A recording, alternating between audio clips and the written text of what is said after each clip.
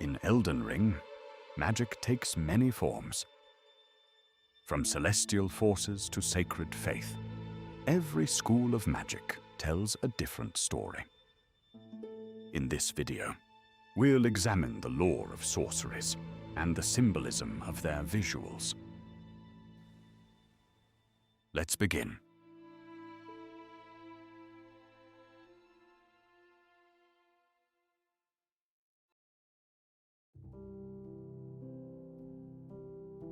Unlike incantations, which draw power from faith and divine forces, sorceries are derived from study and intellectual effort. Most of them are channeled by glintstone, a crystalline substance, presumably formed by cosmic residue.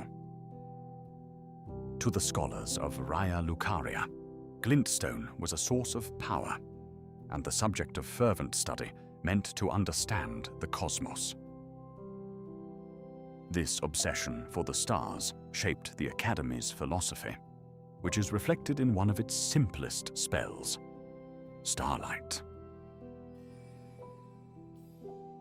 This trick was taught to sorcerers who embarked on journeys, granting them a beacon of hope and a reminder of what they stand for, even in the darkest places. The Academy's hierarchy was structured into several branches, known as conspectuses. One of these branches belonged to Heimer, whose spells stand out from the typical refinement of Glintstone Sorcery. An adjudicator is a sort of peacekeeping judge, someone tasked with enforcing order and settling disputes. It's interesting that the Academy required such a role, implying it was always prone to inner conflict.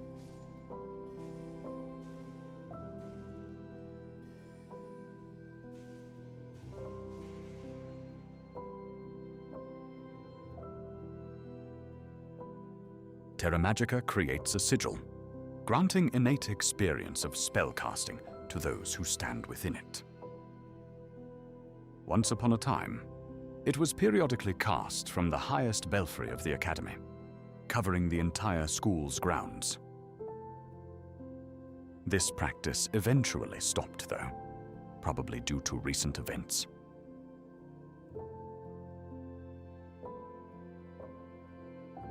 During their conflict against the Carians, the Academy hired the Cuckoo Knights. Their loyalty wasn't built on faith or honor, but compensation. And according to the law, part of that payment came in the form of sorceries.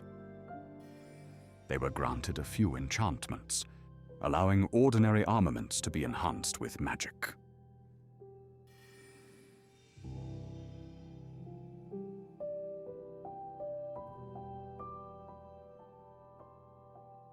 Among the many students of the Academy, not all of them succeeded in their studies.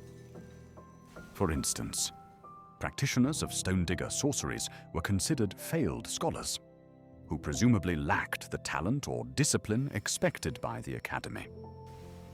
Their spells were associated with manual labor rather than intellectual achievement, which gave them a utilitarian purpose in Leonia's mines, where ores and glintstone are extracted.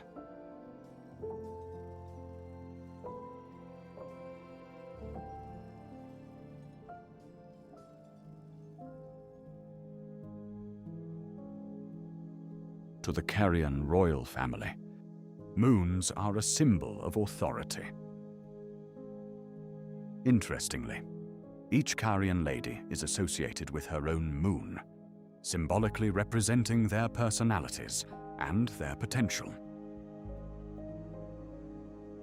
Renala's full moon captivated all those who witnessed it, which gained her the allegiance of the Academy back in her youth.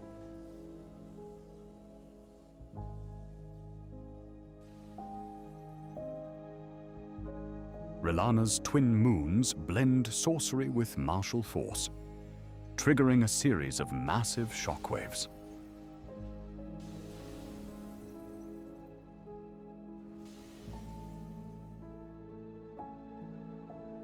Then, there's also Ranni's Dark Moon, imbued with secrecy and coldness.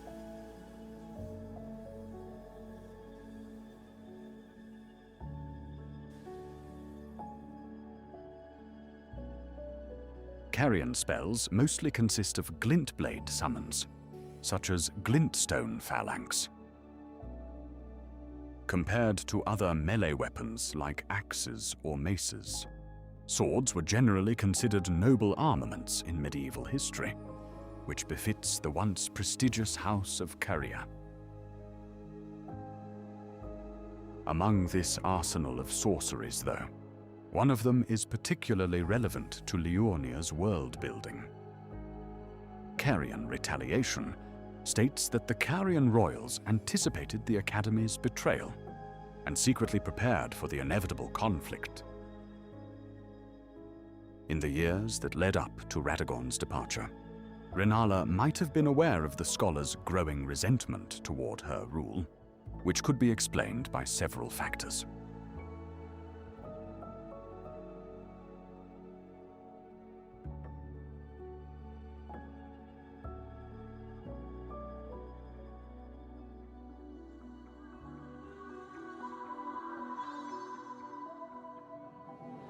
Gravity sorceries originate from extraterrestrial species, such as the Alabaster Lords and Falling Star Beasts. These include spells like Rock Sling and Gravity Well. Radan studied these sorceries and eventually mastered them to their fullest extent, which allowed him to control the movement of stars.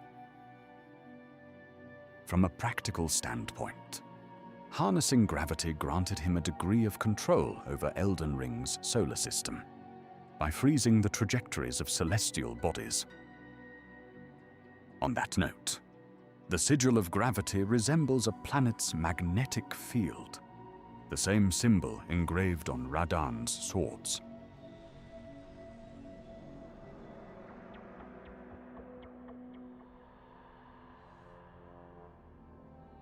As for meteorite sorceries, they're connected to the Astels, the hostile, malformed stars that once crashed down from outer space. Rather than simply manipulating gravity, these spells summon volleys of collapsing meteors from the void. The same power that leveled the Eternal City, which led to the Nox's banishment below ground. From the ruins of their civilization, another school of magic survived: night sorceries.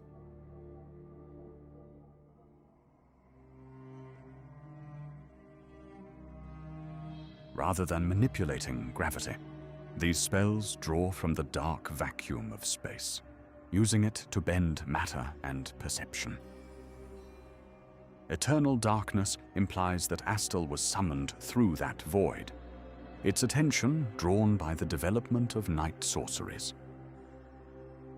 Night spells mostly focus on stealth and swift casts, well suited for assassinations. They were the specialty of Celian sorcerers, owing to their evident ties with the Nox. In that regard, Night Maiden's Mist is one of their most interesting spells. This one creates a drifting silver fog, formed by the same material as the Nox's weaponry and their silver tears. Interestingly, the fog is capable of friendly fire, alluding to the hazardous nature of the Nox's liquid silver alloy. The maiden in question could be the mysterious sitting giant in Nokron, perhaps a saintly governor of the Nox civilization.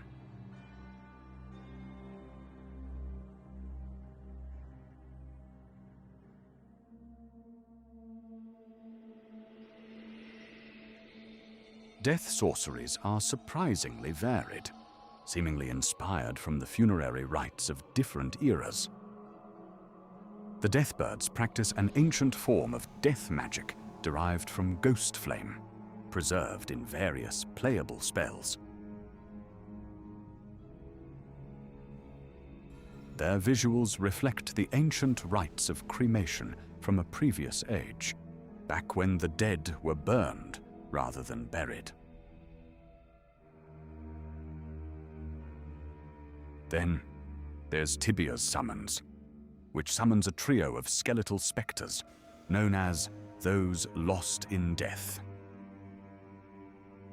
These are the same lost souls mentioned in the lore of Rosus, the mythical usher of death, who shows the way to burial catacombs.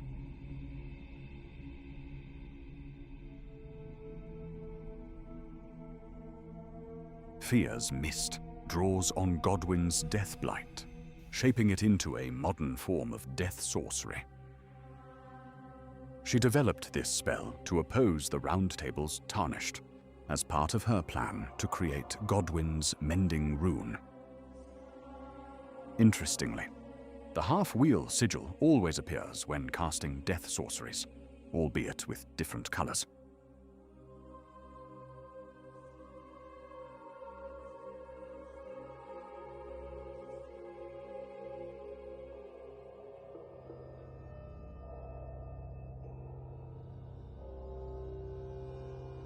Magma Sorceries originated from the volcanic forces of Mount Gelmir. Long ago, a local civilization drew power from flowing lava and channeled it into fiery hexes. In more recent times, Rykard rediscovered these forgotten spells and brought them back as a new form of sorcery. Their destructive arrogance mirrors Rykard himself, a man consumed by ravenous ambitions, to whom nothing was sacred, least of all the lives of his own men. Rykard's rancor summons vengeful spirits, formed by fallen heroes sacrificed to the serpent. Their souls were weaved within Gelmir's fire, a gruesome fate that illustrates Rykard's callousness. The sigil of Magma Sorceries is the same crest depicted on Rykard's banners. Much like his troops who died defending the Volcano Manor against the capital's army, these sorceries were a means to an end, all of them serving a singular goal.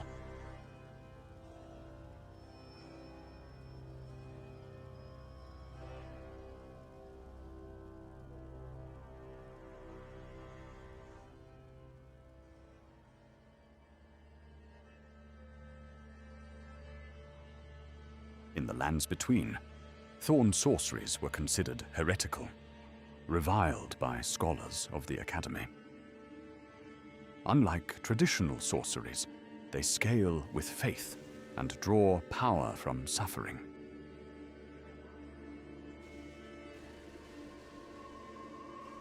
These spells originate from the guilty, exiled criminals whose eyes were pierced by the briars of sin.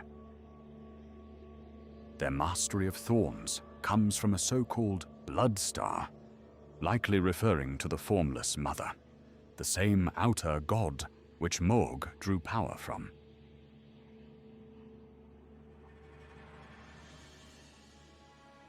Another variant of this magic are the impenetrable Thorn Sorceries, from the realm of shadow. According to their lore, the creators of these spells formerly practiced incantations, but eventually turned to sorcery when despair replaced devotion. Thus, they learned to control the Scadutree's twisted thorns, channeling the collective anguish carried by the forsaken residents of the Shadow Realm. Interestingly, these spells' names are used by Melina when she describes the thorns blocking the Erdtree's entrance. You are unable to enter the Erdtree, no? Prevented by the mantle of barbs. The thorns are impenetrable. A husk of the Erdtree's being that spurns all that exists without.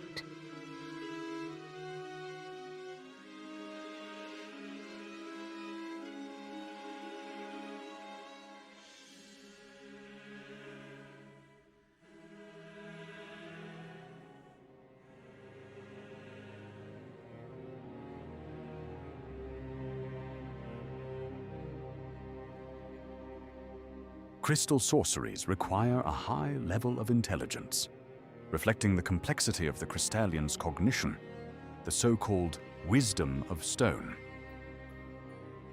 Shattering Crystal explains their friendly relations with sorcerers, who surely valued their knowledge of Glintstone and the primeval current. Crystal Torrent is a manifestation of their wrath, meaning they're sentient creatures, not entirely guided by logic, but some degree of emotion as well. As for Crystal Release, it's stated to be used by high-ranking adepts, which alludes to some kind of hierarchy among Crystalians.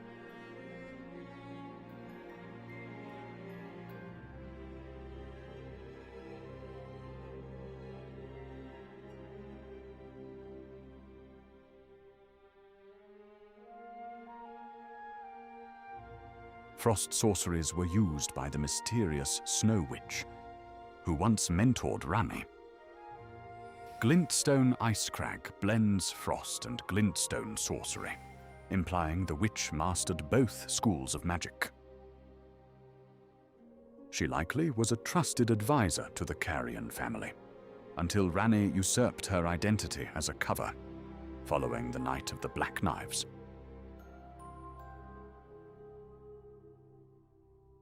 The Zamor clan of the mountaintops used a similar kind of ice magic.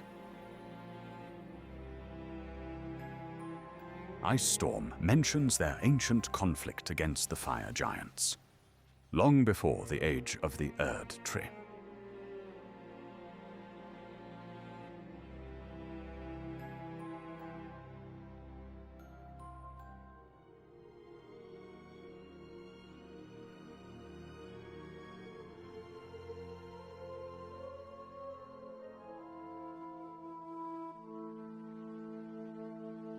The Claymen are humanoid constructs, employed as priests by the ancient dynasty.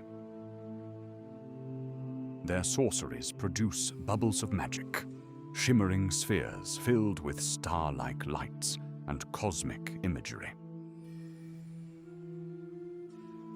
According to their descriptions, these bubbles carried oracular meaning, suggesting the Claymen used them to scry the future. In that regard, there might be a connection with the Carian's stargazing pools, located in Carrier Manor and Castle Ensis.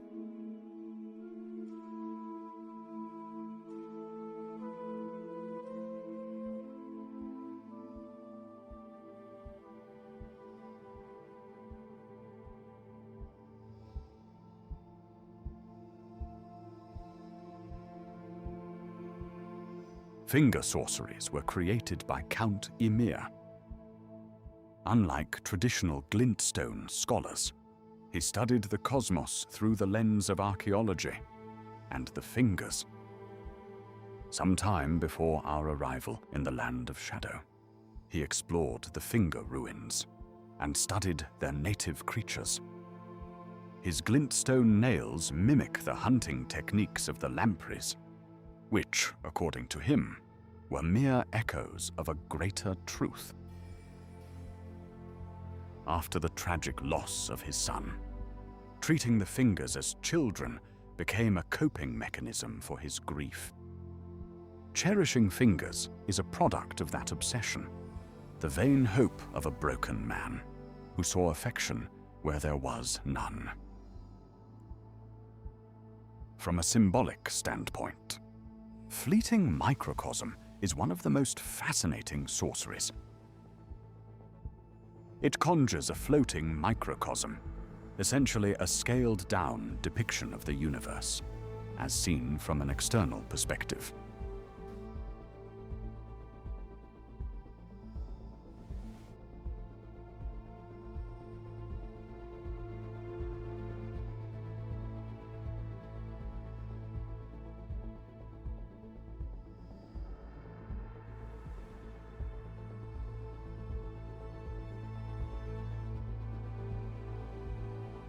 Legendary sorceries are the pinnacle of magical knowledge.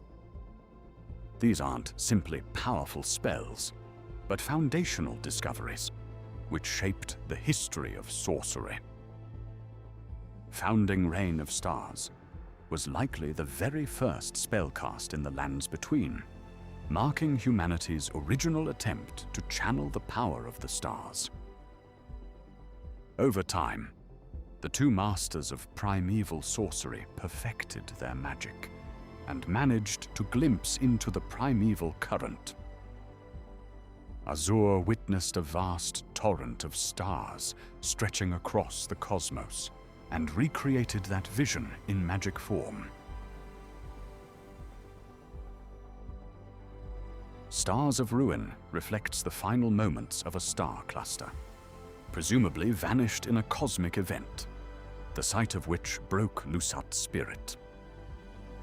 Together, these sorceries reveal the final conclusion of Glintstone study. The deeper sorcerers gazed into the cosmos, the further they drifted from humanity. And that's precisely one of Elden Ring's central themes, that pursuing power or knowledge inevitably comes at a cost and draws humanity closer to forces far beyond its understanding.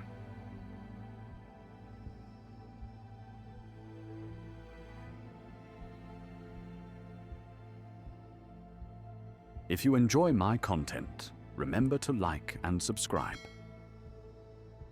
Thank you for watching.